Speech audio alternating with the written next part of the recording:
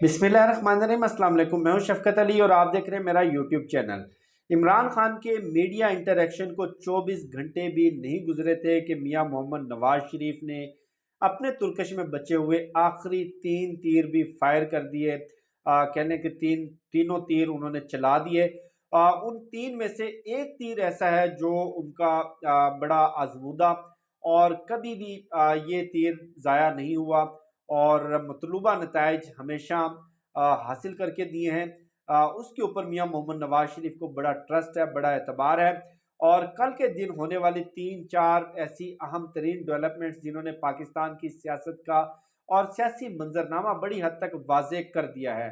देखें, एक चीज़ तो बिल्कुल वाजे है, इमरान खान साहब का जो सहाफ़ियों के साथ साइफर मुकदमे में 9 मिनट का मीडिया इंटरेक्शन हुआ, उसमें ये तो बिल्कुल वाज़े हो गया कि ना तो इमरान खान के बयानिए में कोई फ़र्क आया, ना इमरान खान की सोच में कोई फ़र्क आया, ना इमरान खान की टोन में कोई फ़र्क आया। अभी भी उनका वही जरहाना बयानिया है, अभी भी उनकी वही एग्रेसिव टोन है जो उनकी गिरफ्तारी से यानी कि 5 अगस्त से पहले की थी। और इमरान खान साहब फ़िलहाल किसी भी डील, बातचीत या दरमियाना रास्ता निकालने के मूड में दिखाई नहीं देते। मामला कुछ यूँ है कि पीडीएम की 16 माह की हुकूमत और उस 16 माह की माशी बर्बादी, तबाही, महंगाई और जिस तरह पूरे मुल्क का भुरकस निकाला गया, सवा सत्यानाश किया गया। बाकी तो सियासी जमातें जो 13-14 इक़्तिदार में मज़े लूट रही थी, वो दाएँ-बाएँ होगी। किसी ने अपने-अपने रंग का चूरन, उन्होंने अपने-अपने जायके का चूरन बेचना शुरू कर दिया और वो अपने सियासी साइज़ के मुताबिक उनको यकीन था कि हमें जो हमारी जो सियासी औकात है, उतना हिस्सा बकदरे जुर्शा हमें अगले सेटअप में भी मिल जाएगा। ये यकीन था या यकीन दहानी करवाई गई थी। बहरहाल सबसे बड़ा जो नुकसान हुआ इस पूरे सियासी ड्रामे में, सारी गंदगी और गलाजत में, 16 माह की हुकूमत में, वो हुआ मुस्लिम लीग नून को। क्योंकि जितनी भी तबाही और बर्बादी थी, जितनी भी जो नाकस परफॉर्मेंस थी, उसका सारा गंद, सारी कालक मुस्लिम लीग नून के चेहरे पर इस तरह मली गई कि इनका चेहरा उस कालक से काला स्याह हो गया। अब ले दे के इनके पास जो आखिरी ऑप्शन बचता था, आखिरी कार्ड बचता था, वो मुस्लिम लीग नून का जो सबसे बड़ा पोस्टर बॉय है मियां मोहम्मद नवाज शरीफ। और जिस तरह आपको मालूम है कि पाकिस्तान के मीडिया में जिस तरह पूरा निज़ाम एक माफिया की मानिंद इन्होंने हाईजैक किया हुआ है, ये बयानिया, ये नैरेटिव अवाम में बड़ा बिकता था कि नवाज शरीफ जब भी आता है मुल्क को बहरानों से निकालता है, नवाज शरीफ जब भी आता है मईशत ठीक होती है, कारोबार फलता फूलता है। और जिस तरह ज़ीरो रिस्क के ज़रिए नवाज शरीफ को पाकिस्तान में लाया गया, जिस तरह पूरा निज़ाम इंसाफ लपेट कर इनकी जेब में डाला गया, बाद अब बामुलाइजा होशियार, और जिस तरह पूरा निज़ाम इंसाफ तो एक बहुत छोटी सी चीज़ है, पाकिस्तान के हर तरह के इदारे को, यूँ कह लें कि पूरी रियासती मशीनरी को हाथ बांधे गुलामों की तरह मियां मोहम्मद नवाज शरीफ के पीछे खड़ा देखा गया। अब वो सबके लिए बाइस ताज्जुब था। अब मियां मोहम्मद नवाज शरीफ की वापसी भी होगी, जमानतें भी होगी, बरियत भी होगी और तमाम के तमाम मुकदमात भी ख़त्म हो गए। लंदन प्लान के मुताबिक इमरान खान के खिलाफ 200 मुकदमात भी कायम कर दिए गए। पूरी पार्टी को तोड़ फोड़ दिया गया, पूरी पार्टी का तिया पांचा कर दिया गया। इमरान खान को उठाकर जेल की काल कोठड़ी में डाल दिया गया और कहने के तहरीक इंसाफ का वजूद ख़त्म हो जाना चाहिए, तहरीक इंसाफ को ख़त्म हो जाना चाहिए। लेकिन हुआ उसके बिल्कुल बरअक्स।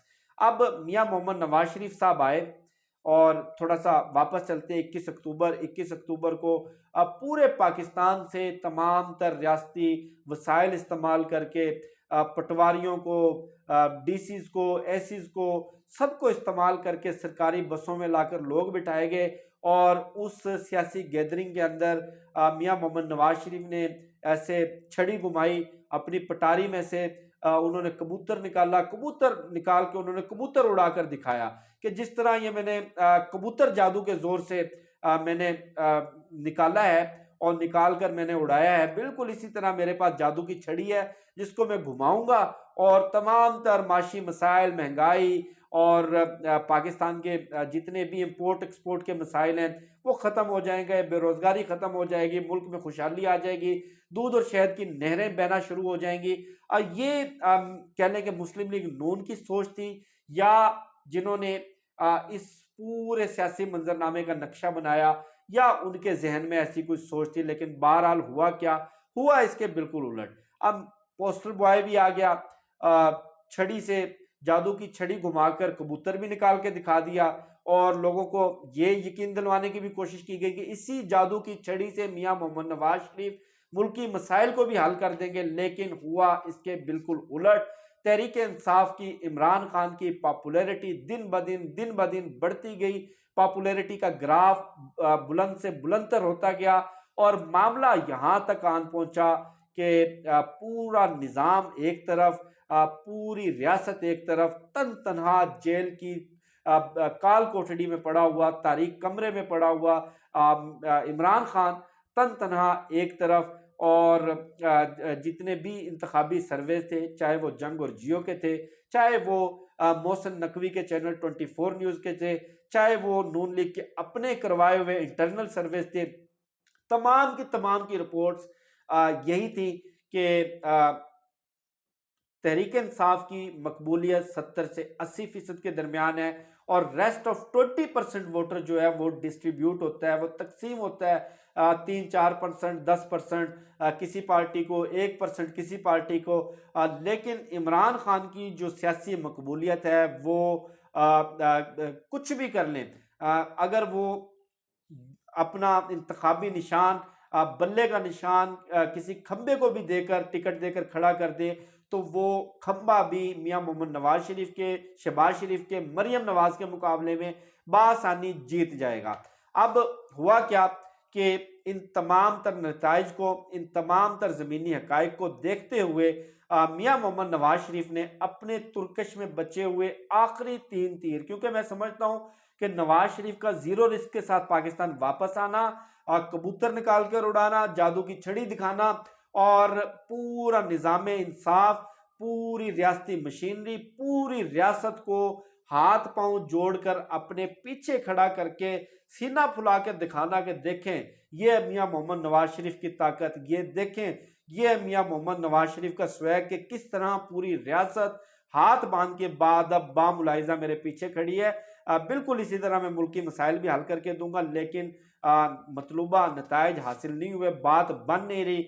और उसके बाद 3 आखिरी तुर्कश में बचे हुए तीर इन्होंने निकालने। पहला तीर अकबर एस बाबर, जिन्होंने कल इलेक्शन कमीशन ऑफ पाकिस्तान में इंट्रा पार्टी इंतखाबात को चैलेंज कर दिया है, और जिस तरह ये सारा मंसूबा बनाया गया, जिस तरह टाइम बार किया गया, जिस तरह तहरीक इंसाफ के ऊपर पाबंदी लगाई गई, उनको मजबूर किया गया कि 20 रोज के अंदर अंदर हमारी मर्जी के इंतखाबात करवानी है, और हुक्म देने वाला वो इलेक्शन कमीशन जिसने पंजाब और खैबर पख्तूनख्वा के इंतखाबात नहीं करवाए, जिसने आम इंतखाबात जो एक आईनी तकाजा था वो करवाने में नाकाम रहा, वो पाबंद कर रहा है इलेक्शन कमीशन ऑफ पाकिस्तान को।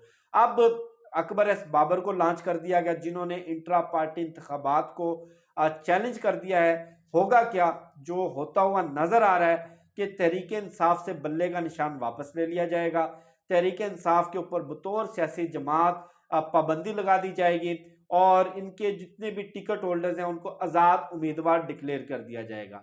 अब ये वाला पत्ता खेलने के बाद, ये वाला तीर चलाने के बाद आपको इत्मीनान हो जाना चाहिए था कि ठीक है, गेम मेरे कंट्रोल में है, सारे मामलात मेरे कंट्रोल में है। लेकिन हुआ क्या कि जो दूसरा तीर इन्होंने चलाया, जो दूसरा इन्होंने पत्ता खेला, वो पाकिस्तान की सियासत का, पाकिस्तान की सहाफत का इंतहाई गलीज, इंतहाई घटिया, इंतहाई बदबूदार कहने के अमल किया है, वो अता मानेका को लॉन्च करना। अब अता मानेका को लॉन्च करके और इद्दत वाले मामले को उठाकर अता मानेका के मुलाजिम का बयान भी रिकॉर्ड करवा दिया, और इतलात ये हैं, खबरें ये हैं कि इस मामले में भी, इस केस में भी ना सिर्फ ये कि इमरान खान की करैक्टर असैसिनेशन की जाएगी, ना सिर्फ उनके किरदार पर कीचड़ उछाला जाएगा, बल्कि उनको इस केस में भी सजा सुनाकर उनको नाअहल कर दिया जाएगा। अब यहाँ भी आपको इत्मीनान हो जाना चाहिए था, यहाँ भी आपको तसल्ली हो जानी चाहिए थी कि मामलात मेरे कंट्रोल में हैं, लेकिन हुआ इसके बरअक्स, हुआ इसके बिल्कुल उलट। अब जब आप यहाँ तक चीज़ों को मैनेज कर लेते हैं, इतना कंट्रोल कर लेते हैं, इतना स्नब कर देते हैं, उसके बाद कोई गुंजाइश नहीं रहती, कोई कह लें कि बहाना नहीं रहता, आपके रास्ते में कोई रुकावट नहीं रहती, लेकिन रुकावट मौजूद है।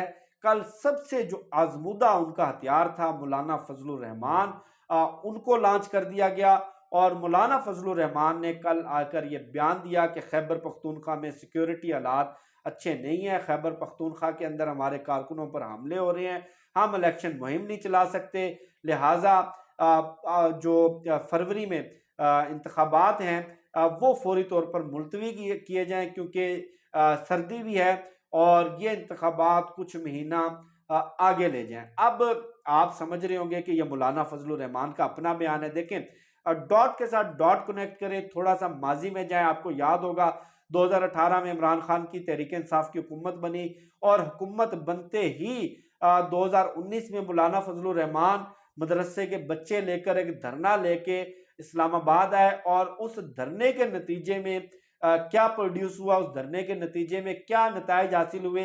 नवाज शरीफ को जमानत मिल गई, नवाज शरीफ को जेल से अस्पताल मुंतकिल कर दिया गया और उसके बाद फाइनली मियां मोहम्मद नवाज शरीफ प्लेटलेट्स का बहाना करके पाकिस्तान से फरार हो गए। उसके बाद पीडीएम किसने इनिशिएट की? मौलाना फजलुर रहमान ने। तमाम सियासी जमातों को किसने कायल किया तहरीक अदम एतमाद लाने के लिए? मौलाना फजलुर रहमान ने। तहरीक अदम एतमाद लाने के बाद फौरी इंतखाबात में ना जाने के लिए किसने कायल किया? मौलाना फजलुर रहमान ने। और ये सब किसके इशारे पे किया? इससे किसने फायदा उठाया? मुस्लिम लीग नून ने। तो मौलाना फजलुर रहमान नवाज शरीफ के तुर्कश का वो आजमूदा तीर है जो हमेशा मतलूबा नताइज हासिल करके देता है। और अब आप अंदाजा लगाएं इनकी बेचैनी का, इनके खौफ का, इनके अंदेशों का, इनकी बेतमादी का, कि इतना सब कुछ करने के बावजूद, इतना सब कुछ होने के बावजूद इन लोगों को इतना एतमाद नहीं है, इन लोगों को इतना यकीन नहीं है कि अगर इंतखाबात करवाए तो हम इस सूरत हाल में, जब तहरीक इंसाफ भी ना हो, जब बल्ले का निशान भी ना हो, जब इमरान खान भी ना हो, इमरान खान की तस्वीर भी ना हो, इमरान खान की आवाज़ भी ना हो, इमरान खान की कोई वीडियो भी ना हो और कोई पार्टी को लीड करने वाला भी ना हो और इमरान खान का कोई जानशीन भी ना हो, इस सब के बावजूद भी इंतखाबात नहीं जीत सकते। बैलेट के जरिए, वोट की पर्ची के जरिए, जमहूरियत के जरिए इक़्तिदार में नहीं आ सकते। लिहाजा इंतखाबात को गैर मुइना मुद्दत के लिए मुलतवी कर दिया जाए और बज़ाहिर नज़र भी यही आ रहा है कि 8 फरवरी को इंतखाबात नहीं होंगे। और ये जो तीर मियां मोहम्मद नवाज शरीफ ने कल जो बेवक्त चलाए हैं, इसके बाद देखते हैं कि अगला सियासी मंजरनामा क्या बनता है। मुझे शफकत अली को दीजिए इजाज़त, इंशाल्लाह आपसे फिर नेक्स्ट वीडियो में मुलाकात होगी। पाकिस्तान जिंदाबाद।